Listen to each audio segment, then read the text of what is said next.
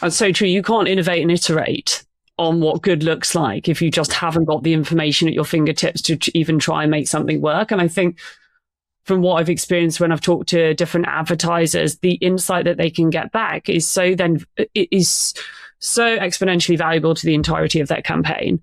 Because you mentioned something really important there is the creative element. Like, there's obviously more optionality within CTV to change creatives, to add in features like QR codes and, I don't know, pause ads, or you can see, there's pod bidding with sequential messaging. Like, how have you seen creative play such a role in the performance of CTV? That's a very delicate question. Well, one, I've rarely seen the QR codes perform, unfortunately, if ever. I think we do ourselves. I don't hate QR codes, but I do feel like they kind of clash with the point of CTV and video creative, right? Mm-hmm. The video creative, in my opinion, is the most powerful type format because you're able to tell your story, you're able to get it across with sound and moving images and all that stuff, right? And it captures attention much better than like a display unit would, obviously, right? And it takes up the whole screen. It's high attention, all that stuff. So why are we putting a ugly box on the side, asking people to look away from the creative, fumble for their phone, rush, try to snap that QR code, and pull attention away from the creative, right? That's one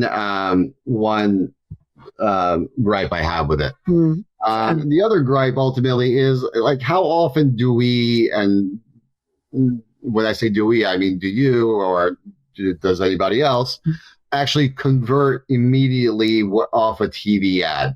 I can't remember the last time I did that, which is another gripe I have that actually extends to the industry at large. Yeah, is that we don't really we kind of live in a world of cognitive dissonance where we don't really turn the microscope, so to speak, on our own behaviors and the behaviors of our colleagues and just human nature at large, right?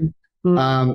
We like to think that people love our ads, people want to interact with our ads, people want to click on the remote to interact with a slideshow of a creative on the screen. But the reality is, and I mean, people don't like ads. They get in the way by and large of the content that people come to see.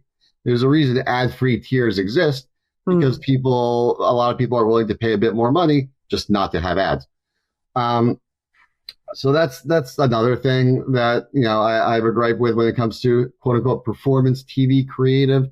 We need to figure out how to integrate it better into human nature. Like, I like what Amazon is doing with their creative, where it's essentially with a button click on your remote, because they have your account info, you see an ad, a product that you like, you're able to just add it to your cart at a click of a button, or get an email about it for more information, right? Yeah. That is a much more user-friendly experience. It doesn't pull you away from the creative nearly as much as a QR code would. I'm a fan of that. Whether it actually drives a significant uplift in performance, TBD. I got to do some more testing on that. Well, that sounds good. I get what you mean. You've got that kind of save for later opportunity that isn't disruptive to the content that you're watching or the creative experience you're having. Funnily enough, I was talking to a friend of mine last week and saying, like, there's a lot of addiction that comes from types of media. Like, media is a type of addiction, whether you're scrolling and whether you're kind of binge watching and stuff. There's these behaviors that have driven media consumption and then drive the model. And actually, is there an opportunity for creative to start disrupting that? As opposed to, we've always thought of creative as being the way of having to live intrinsically through the experience of the the advertisement being intrinsic to the creative that you're experiencing. So I thought that was quite interesting, though, an interesting argument on the future of whether advertising should be disruptive or not, to help kind of get people out of maybe doom scrolling, etc. Well, I mean, to your point, right? Our attention these days is so fragmented. Like when a commercial comes on, that's almost like a cue for us to go on our phones. So Mm, I think that I think the nature of the creative and how it's shot needs to resemble that of social more because social creative is mm, built with a hook in the beginning to get you to stop scrolling and pay attention. So I think we need to take that type of mindset and bring it to CTV. I think the younger generations and even the older generations, just by nature of how the world has evolved, are kind of just built to tune out the fluffy, highly produced brand creative that doesn't really tell us, but doesn't really tell much of a story or doesn't really is a bit lazy, So to me, to your point, I think we kind of need to reimagine what a TV creative should be, and I think there's a lot of great examples in social right now, actually. yeah. And that's the beauty of programmatic CTV, I guess, because you've got more agility and speed to test and learn on the creatives than you have done in traditional linear TV sense. And you can translate those learnings into, all of those environments when you're planning a campaign. Yeah, well, I mean, I think AI is going to play a big role in this because historically, it cost a lot of money and took a lot of time to produce a glossy TV creative. Now that whole process is a lot faster and cheaper. So you can create more variations. You can create new spots on a shorter time schedule, right? Like I've seen brands that run the same creative for a year just because it's not realistic for them to do a whole nother shoot. To shoot brand new creative. But now I think we're going to see those timelines shorten significantly, and you're going to be able to refresh ads and test a lot more variations and really figure stuff out in a more agile and better way than has been possible historically. So we're lowering the barriers to entry of the creative production and then being able to access and have more testing opportunities in a measurable environment through programmatic. Are you finding that there's new brands testing in CTV perhaps than there was before because there's just this, a bit more of an open opportunity and a level playing field to be able to access audience through TV? Yeah, for sure. I mean, I think the barrier to entry these days is a lot lower for CTV than it was historically for linear. I mean, if you want to be on linear, you needed to contract with an agency that had those publisher relationships and all the other things involved with that. But these days, there's so many different platforms out there like TV Scientific, Vibe, Mountain, that are plug and play. You could just put in a credit card and you could have your ads on the TV screen within a day. Right. So in that sense, it's a lot easier for brands to activate CTV and be on the TV screen, which is good. At the same time, a lot of these brands that are testing into and activating rely on performance, right, and driving outcomes. They're smaller brands and they're used to Meta and Google heavily.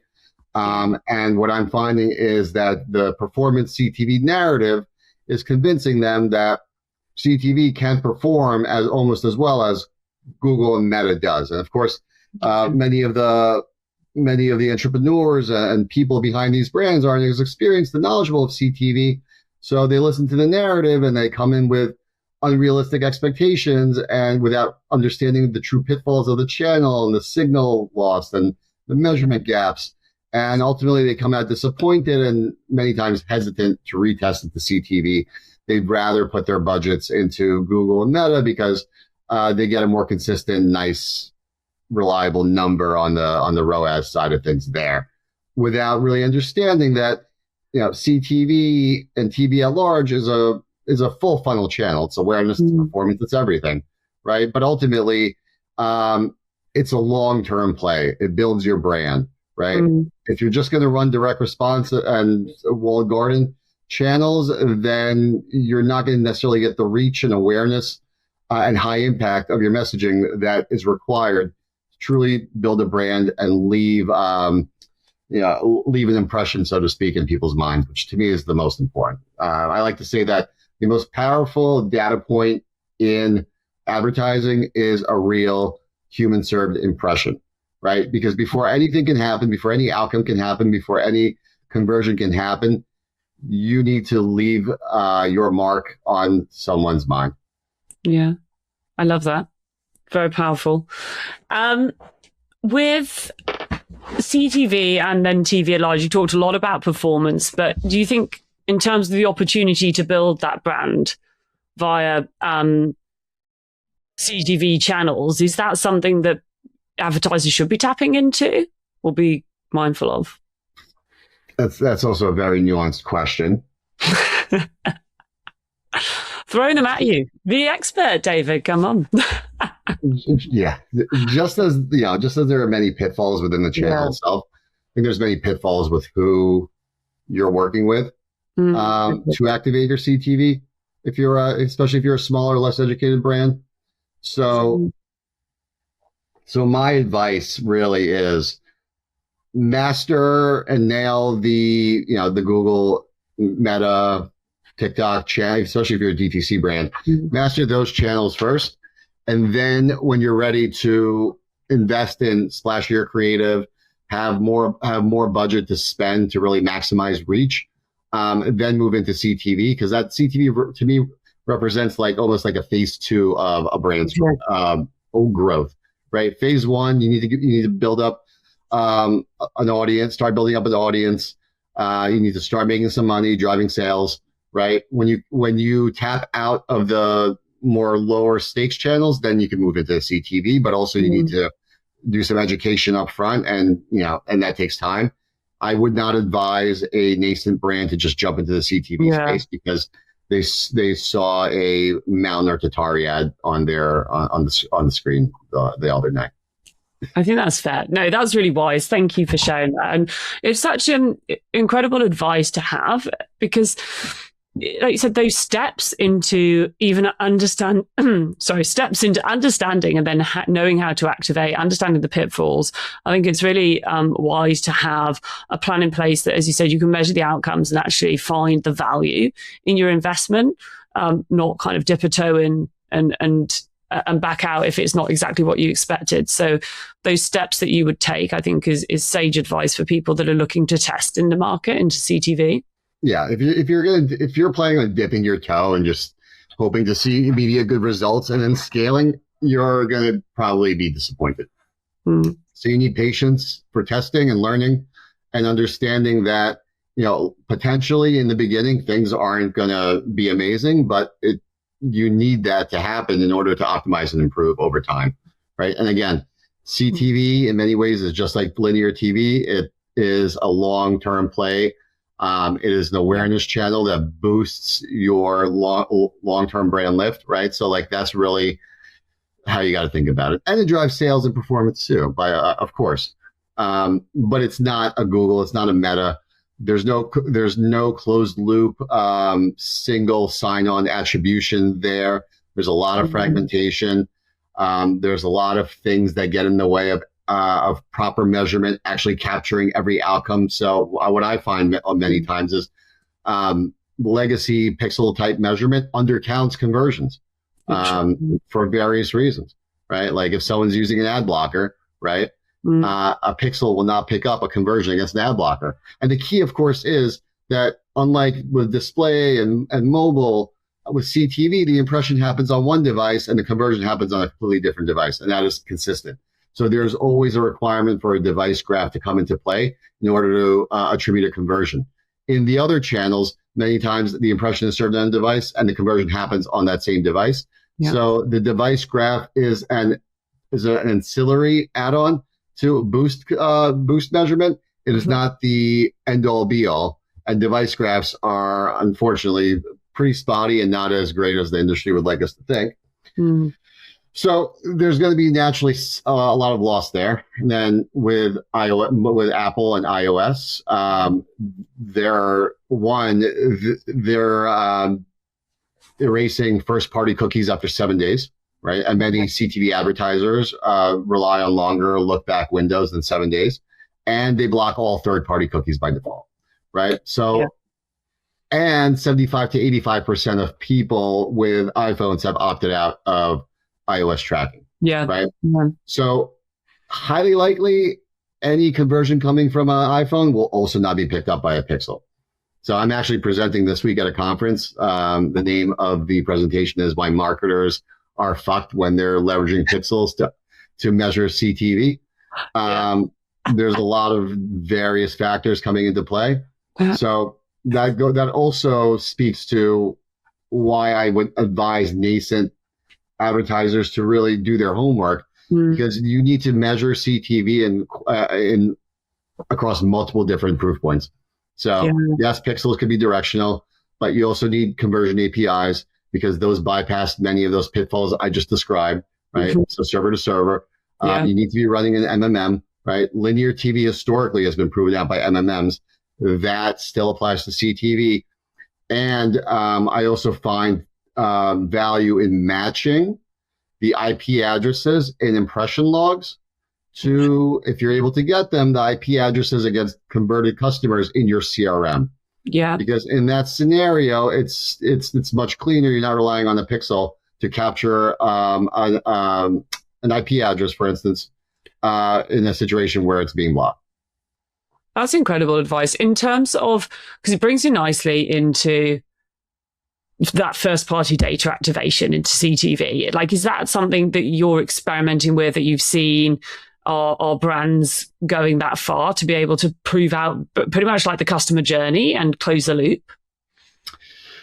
Yeah. So log files are key, right? You're able to pass conversion IDs through pixels, so client side or server to server, right? And then you're able to then match up those IDs across other channels. If you're able to get those logs from other channels, and then you're able to see all the different touch points across channels that help drive that one conversion, right? So that's also very important, right? Because again, this goes back to my whole thing about how performance CTV is a bit of a misnomer.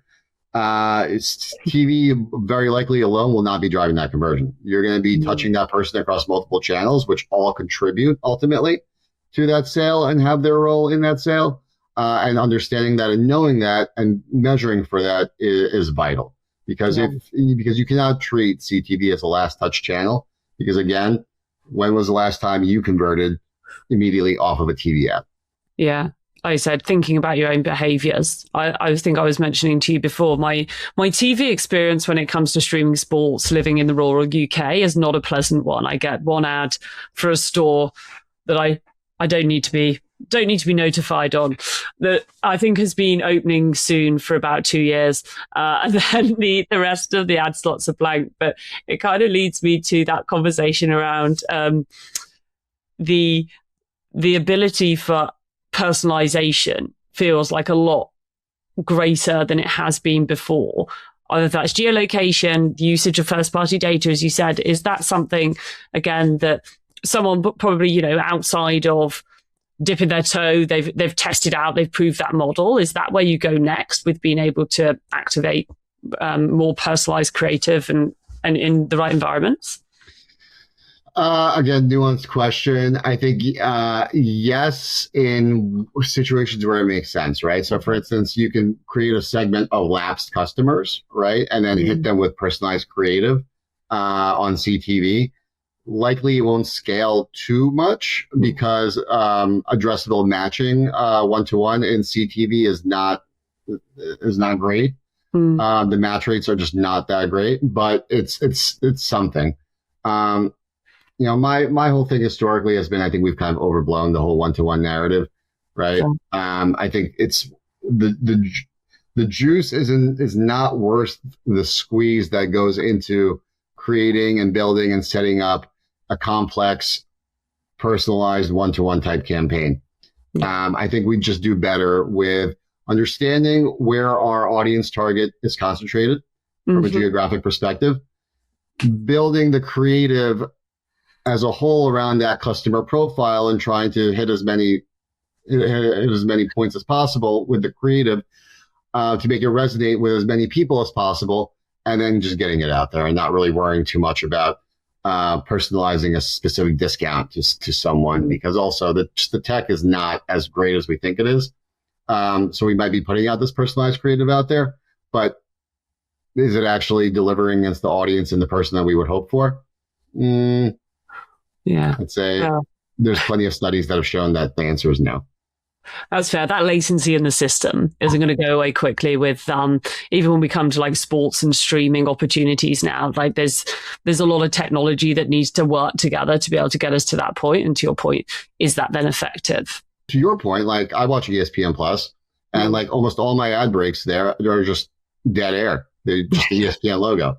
So like, why are we talking about personalized creative when right now there is a narrative in the industry that's it's all about sports, sports this, sports that, you got to buy sports. When if you just go and open your eyes and watch the TV, like there's plenty of ad opportunities out there that aren't being sold for live sports.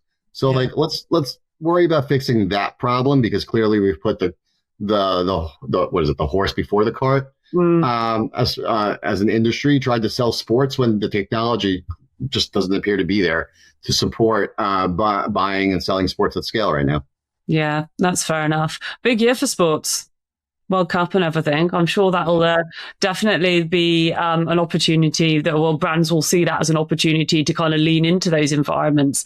But to have to do so, to your point, get the insights out the back of that, making sure that you serve the ads in the right place, but also getting the insights of the audience off the back of it where the activity's been played. Closing thoughts from you, David, and then we're going to do a quick fire round, but closing thoughts on, if you're looking ahead and you're on stage soon talk about this, so I'm excited. You'll have to tell us where you're going to be. But what do you think is going to happen over the next year in CTV and in your world where you're literally, you're kind of transitioning, sat in the intersect of both linear and CTV, right? What do you think is going to happen this year that will really impact brands and advertisers? Well, I mean, I think the consolidation in the publisher ecosystem right now that's happening with Paramount, with Skydance buying Paramount and now seeming to buy Warner Brothers as well. It's going to be very interesting. I don't know if I like having less options out there, so to speak, in the space. Although I don't hate having to talk to less reps at the same time to buy everything I need. So it's a trade-off there. I think I don't know how much of a trend it's going to be, but I'm keeping a close eye on the news ecosystem. Right, for performance advertisers, news actually performs amazingly. And it comes at really efficient rates because it is undersold and a lot of brands don't want it. And that's also why it happens to perform as well. So I'm keeping an eye on that as well, especially with everything going on in the world right now, and just to see how brands react to that. Yeah. But ultimately, there's a lot of unknown and uncertainty in the CTV space. It's just evolving so fast, and I don't think anyone really truly knows where we're going long term. So I'm just excited to be a part of it, and hoping to play my role in pushing it in the right direction, because I think it's too easy for it to go in the wrong direction. That's true. I feel safe in your stewardship to navigate like how we can make, and produce a CTV environment that is so attractive to brands and safe and provide insights, and it's transparent and it kind of gives back that there'll be more appetite to be able to integrate the two over time. And it will only benefit the publishers. So like my whole thing is like, these publishers are scared to share out the necessary transparency because they don't want people cherry picking. But I think the fear of cherry picking is overblown. I think you just put limits on it. And ultimately, if brands can tie performance back to specific content, they're just going to buy more of that content.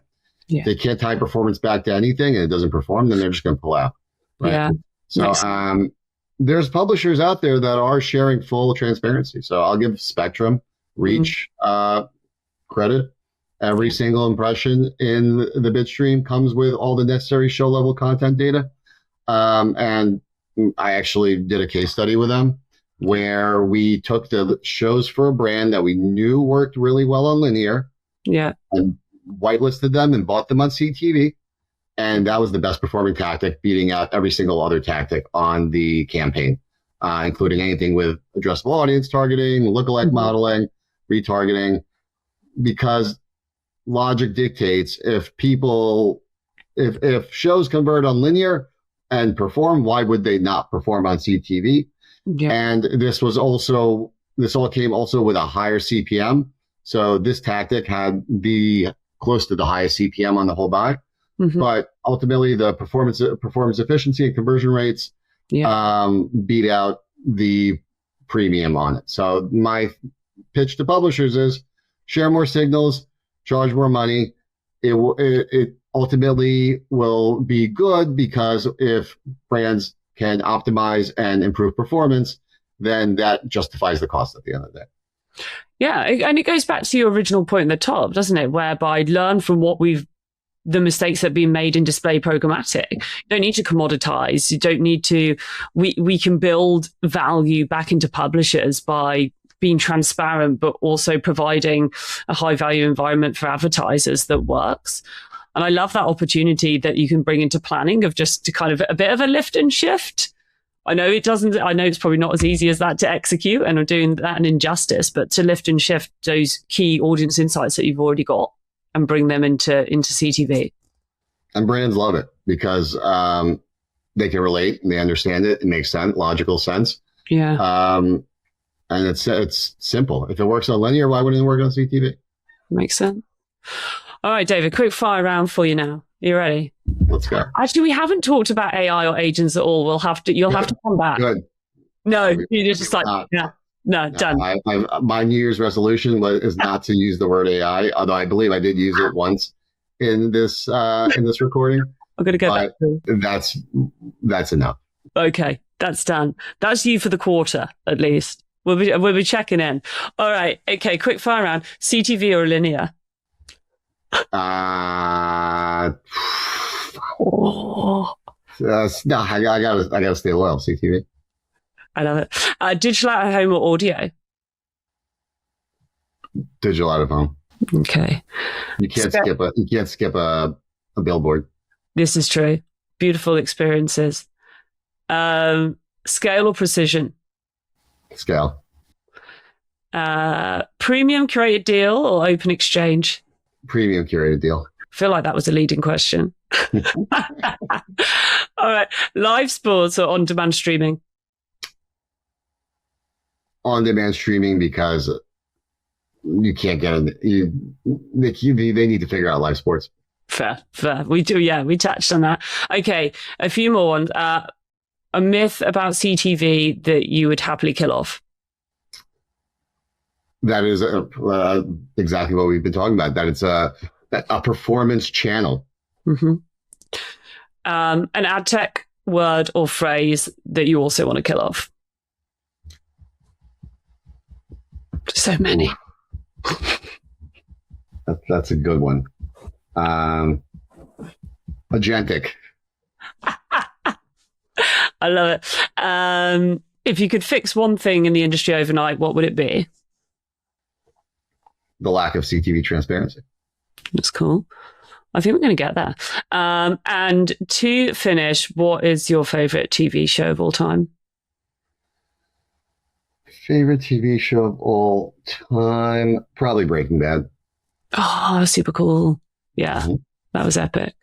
David, thank you so much for sharing your wisdom and your time. You've been so generous with it, and all of the insights that you've learned across the way. I think I'm really excited to see what's next and what we can see from InterMedia as you grow this kind of intersect with linear and CTV. It's really fascinating. So much appreciated. Thanks, Vern. This was an awesome time. Thank you.